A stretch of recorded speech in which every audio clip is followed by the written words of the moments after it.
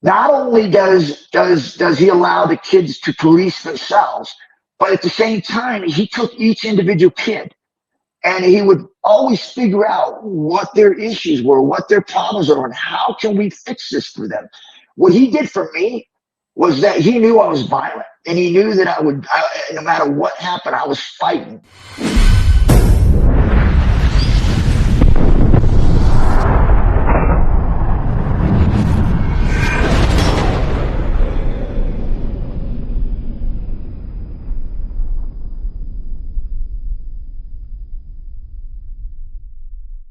Hey, this is Ken Shamrock, the world's most dangerous man. Well, former world's most dangerous man. We're chatting with Staxx. Welcome to this episode of Chatting with Staxx. I'm your host, Bill Staxx, and today I got Ken Shamrock. And he started talking to us. And I remember he had our files, right? And he said, hey, this is who you guys were. Like literally were. And he set it on the counter and he says, you have a chance to start your life over. That what you have done in the past does not matter. What you do right now from this point forward is who you will become. And he says, I promise you that every single one of you will have a fresh start. Doesn't mean I don't know what your issues are. And I remember he pointed out Sean Green because he was a stoner, big time stoner and a dealer. And he says, listen, I know who you are. He says, if you go into town, which shocked us, like, we're going to town? Like, you're going to let's go. It's like, if you go out and you get into a fight, I'm probably going to tell you, hey, dude, what happened? Explain to me what happened. And I'm probably going to let you off. But if you go in town and you come back high, you're going to be digging a pool, which was part of the thing during wintertime. You had to go out and dig a pool, which was like solid ground. So it was always something work-wise, not something where you're getting punished for something, just sitting doing nothing. He would always make you accomplish something.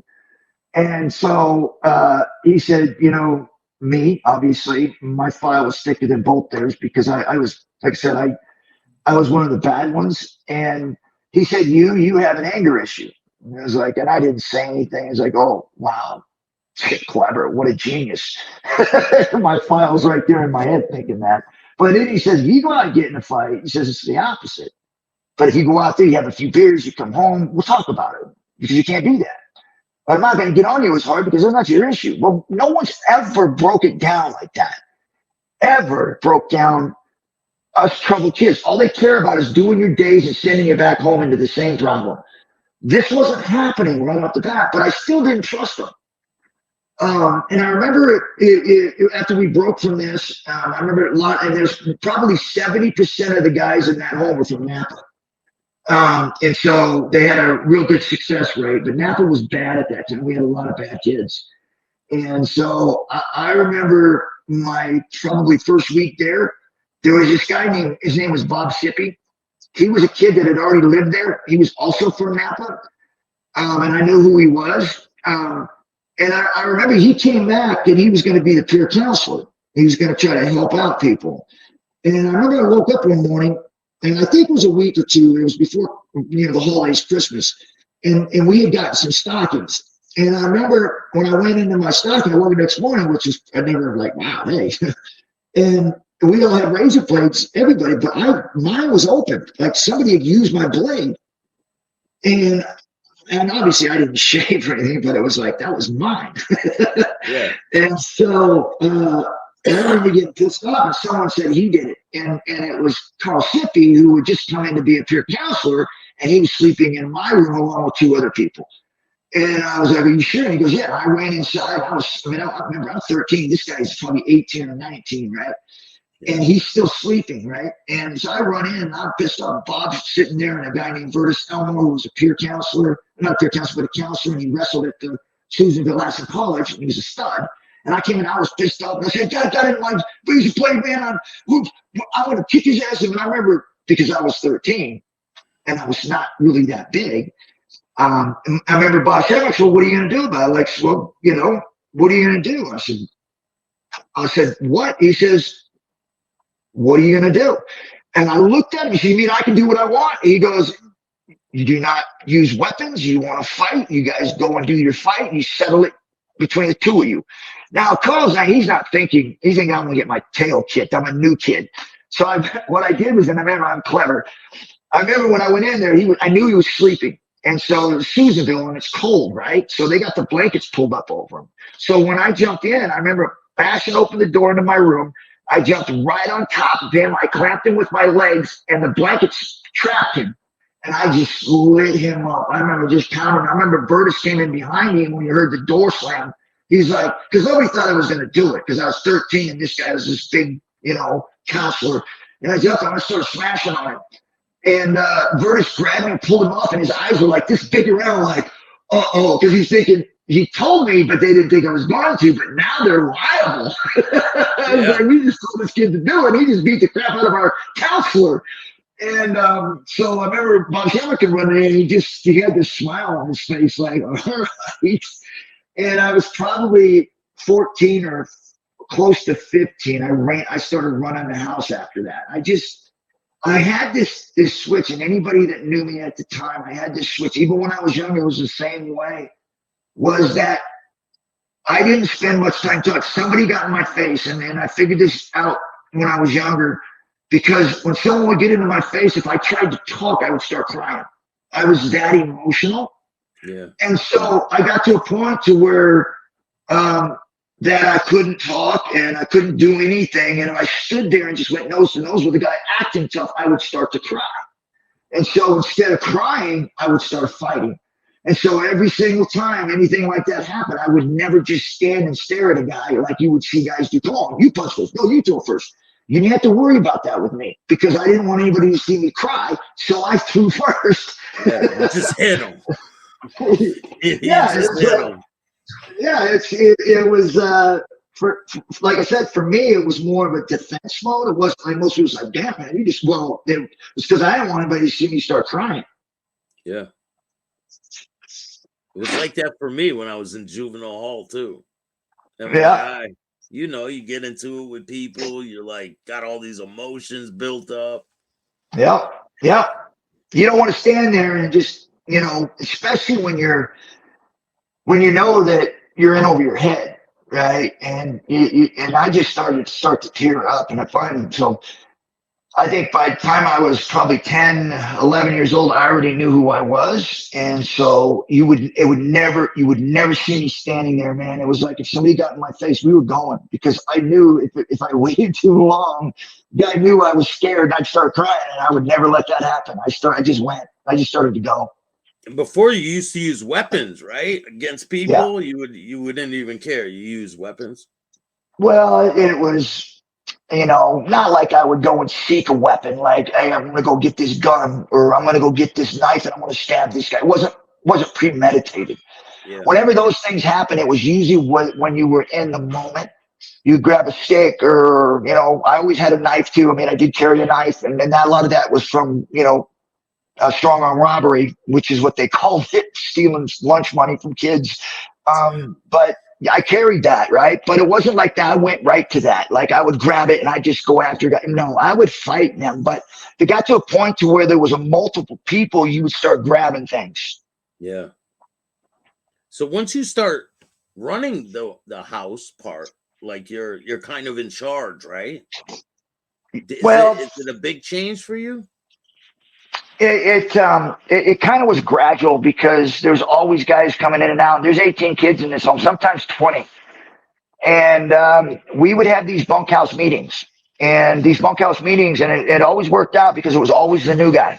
If anything got stolen, they would have a bunkhouse meeting. And nobody was in there but the kids. And there was 18 to 20 of us in this bunkhouse that literally had 8 beds in it. There was 8 people living in this bunkhouse, right? And then the rest of them were throughout the house, but there was like usually 4 or 3 to a room. But this one big one they called the bunkhouse room was where they had 8 guys. And usually most of the time they were all the new guys we usually put into the bigger rooms. And so I remember when we did our first bunkhouse meeting, and I remember he passed away, God bless him, but his name was Scott Barger. And he was one of the guys that had been there a little bit longer. And he's actually from Susanville, from the Indian tribe up there.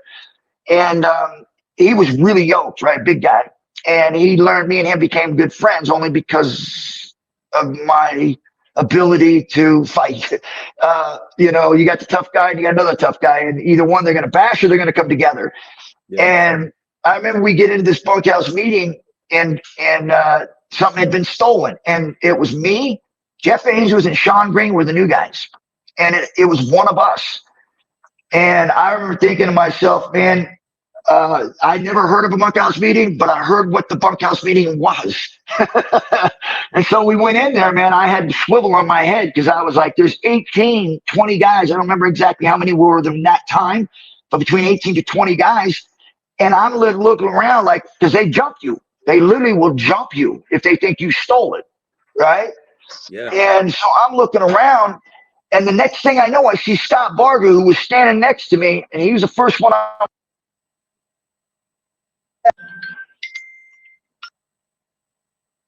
He rolls across his bed. He jumps to his feet, and then he literally punches Jeff Ainsworth right in the jaw, shatters his jaw. Kid you not, shattered it. Jeff goes down, and my eyes are this big around. I'm like, what just happened? He stole it. He was the one that stole it. Come to find out, it was true. It was him.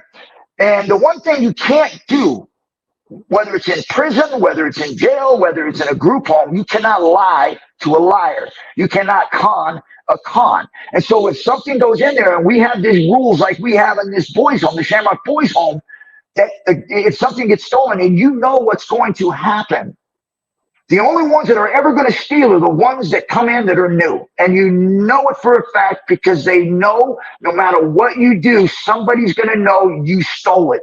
And it's not like in the jailhouse or the prison guards where they say, don't be a snitch. They don't work like that. It's like being part of the Blood or the Crips or this or that. There are no such thing as a snitch. You work and I mean, matter if you're going to snitch on the other guy, if it's in your blood or in your Crip or in Nathaniel's or Daniels, doesn't matter. You're going to snitch for your group, period. That's what this was in the group home, was like, we ain't going down for some new blood.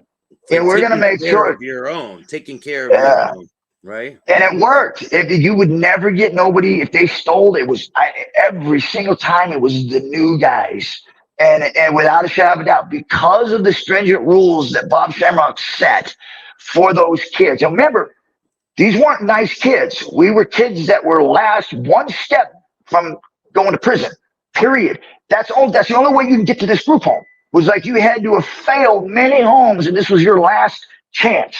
So we were not, when people go, wow, that's against the law. Listen, there were no laws with kids like us. This is how we were able to succeed in life, was understand that these things that we do here is the only way we're ever going to become relevant in life. We're going to have to learn how to come back into the world of reality and truth. And so the way that this was set up, especially for the kind of kids that we were there, was tremendous. I mean, it helped me because not only does he allow the kids to police themselves, but at the same time, he took each individual kid and he would always figure out what their issues were, what their problems are, and how can we fix this for them. What he did for me was that he knew I was violent, and he knew that no matter what happened, I was fighting. I was not waiting. So he knew that my anger was outward. And so he figured by putting me or getting me involved in something that would help me vent that frustration would give me an opportunity to start feeling good about myself, doing something positive. So he put me in wrestling. He put me in football. And I tell you what, man, being able to hit people and not get in trouble for it, or slam people on the wrestling mat and cross-face them and just be just angry and frustrated and go hard and get all that anger out within the whistle, saved my life. I mean, it literally gave me an opportunity to look at the world a different way. Now, all of a sudden, I'm not this punk kid that's going to be dead before he's 18. Now I'm a star football player. I'm a star wrestler. Because I was able to take that anger and do it. Now, it wasn't one way either. A lot of people go, what about people that are more articulate or people that aren't aggressive? Well, it's the same thing, man. You find out, you find out what you're good at and you implement that. I remember my mom actually did this thing with this kid that was in actual continuation school, wasn't in regular school. And he drew these pictures of violence, people getting their heads cut off and blood dripping out, hold them up and all this. And the teacher sent him home. They suspended him because he drew this picture and it was about all this violence. But what they didn't realize was this kid was venting, and he's venting through this picture. But what my mom did was that, and she adopted me, was that she saw the talent in the drawing, and it was good. I mean, the details were like unbelievable. It was really, I mean, It's a the little drawing was disturbing. beautiful. Yeah, it was, yeah. But that's all you saw. Normal people, that's all they saw was like, this dude's sick. What they didn't see was this guy was literally trying to express his anger and his frustration, hate towards the world. And there was nowhere else for him to do it other than smoke weed and cut himself and do acid and all this other. And now he has another way to do it. And we're stopping him from doing that because it's violent. But it's not violent. It's basically him venting violence through pictures. And I remember my mom said, hey, you know, I get what you're doing there, and you know, doing that stuff in schools, you know, obviously you can't do it. They're not going to let you. He said, but you can draw whatever you want within our hour study, because we had study at the home, and we usually did it for an hour. And she says, you draw whatever you want for a half hour, whatever you want. And he draws some stuff to try to disturb her on purpose. She didn't let it get to her. She just like, whatever. But then she asked him later on, after she started building a relationship with him, she asked him, because they were putting on this new addition onto the group home, right? It was trying to put another hall onto the building. And he was like, how do you think that happens? And I don't know. He says, well, do you think you could draw that addition on there? Like, just draw what you think it would look like. So he goes on, he draws this addition. Obviously the kid's got skill, right? And it was good. So he draws this beautiful thing where it goes out with a water fountain going over. I mean, it was awesome, right? You're looking at what, damn. She goes, let's say, how does that work then? He goes, what do you mean? Just build. He goes, no. It's like, so how big are the walls? You know, how big is the floor? And the kid's like, what do you mean? You just told me to draw. He says, yeah, but if you could draw something and somebody could build it, would you do it? He goes, he's in his head, he's twisting. He goes, well, that'd be pretty cool. And she says, yeah, but if you can't understand what the length and the height and all the things that go in, the space that goes into that, how can they build your building, build your drawing? And in his head, he's not getting it.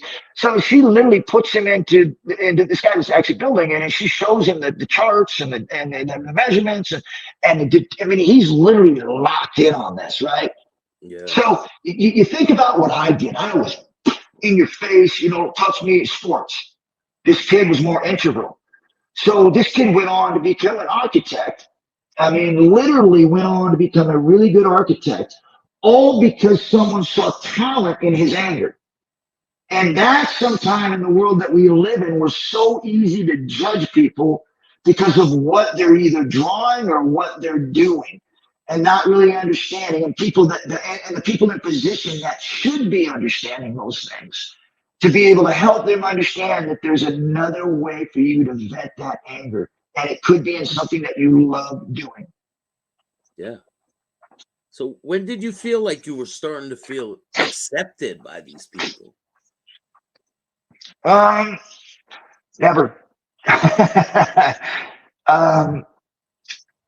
Yeah, I don't, and even in high school where, you know, I was, you know, the defensive captain, you know, my junior, senior year, I led the team in tackles, wrestling, you know, I was undefeated my senior year. I broke my neck. But how did that happen? Breaking your neck? What happened? And what I'll was get back to that, but let me answer that question. Is that no matter how much I felt like I was accepted by everyone in this small town, I was still a group home kid. And I was never completely in, right? It was always kind of like, you know, the black sheep. We like you, we're all good, you can hang out with us, but you're not really going to be us. And I knew that, but it was all right because I knew where I was going. I knew that I had opportunities, and I went on and obviously did those things. But even to this day, I think most people probably feel, especially coming from where I come from and the journey that I've gone, we realize that we're not like everybody else, and we never will be, because of those things that we have inside of us that we went through. And it's never going to change. It's like being a drug addict. addict, right? You're always going to be one, and you're always going to have to watch out for those temptations. We're the same way. We had anger, or we had, you know, drug addictions, whatever it is, and we got out through being able to focus on something positive. But doesn't mean that that's not something that we just completely shut away and it's not there. I have to deal with it all the time, because that snap and that anger, I buried it, but boy, I'll tell you what, it's risen a couple times where I almost lost it. And it could end my life. Literally end my life by me putting somebody on the ground at my age, or even 20 years ago after being a professional athlete. All it takes one time for me to make that mistake of what I was doing when I was younger for it to all be gone.